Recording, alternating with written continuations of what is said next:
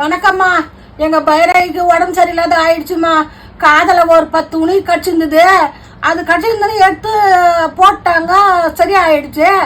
ஒரு 10 நாள் கழிச்சு பார்த்தா குழந்தைக்கு உள்ள உடம்பெல்லாம் செவன்னு ஆயிடுச்சு.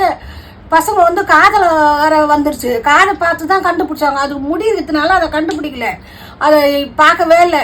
2 நாளா இப்போ முந்தின எடுத்து பார்த்துட்டு ரொம்ப குழந்தை வந்து ஒரு வாரமாக சோர்ந்து படுத்துங்க இருந்தான். அது அந்த அப்படியே 2 நாளாக ஹாஸ்பிட்டலுக்கு கூட்டின்னு போகிறாங்க. அப்படியே டயர்டு. எந்த வீடியோவும் போட முடியலம்மா. இப்போ ஓரளவுக்கு ஓகேவா இருக்கா? 2 நாளா ஊசி போட்டுன்னு வராங்க, ட்ரிப்ஸ் போட்டுன்னு வராங்க. இப்போ பரவாயில்ல. இன்னைக்கு கொஞ்சோண்டு சாப்பிட்டுருக்குறா. ஈரல் வாங்கி போட சொன்னாங்களாம். ஈரல் வாங்கின்னு வந்து கொடுத்து வேக வச்சு கொடுத்துருக்குறாங்க. மாத்திரை தான் சாப்பிட மாட்டேன்றா, கசக்குது. அது சாப்பிட மாட்டேறா. முட்டையில் வச்சாலும் சாப்பிட மாட்டேறா, வெண்ணெய் வெங்காயம் வச்சாலும் சாப்பிட மாட்டேறா. அதெல்லாம் இந்த சிரிஞ்சி மாதிரி இருக்கு, அதுதான் கொடுக்குறாங்க. பாதி உள்ள போகுது, பாதி தண்ணியில கலக்கி கொடுக்குறாங்க. அந்த அந்த அந்த சகப்பாக்குற இடத்துல அப்படியே முடி எடுத்துட்டு அங்க வந்து மருந்து போட்டுன்னு இருக்கிறோம்.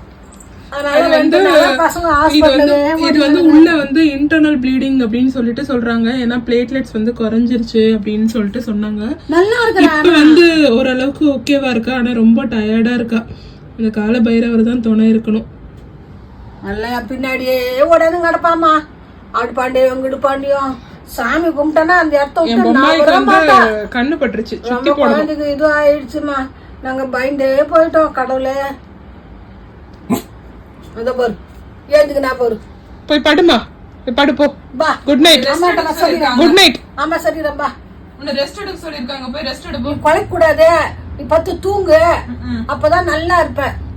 Good night. தூங்குமா, தூங்கு சாமி. நீ பத்தாம் தூங்கு. தூங்கு சாமி. நீ குட் நைட்.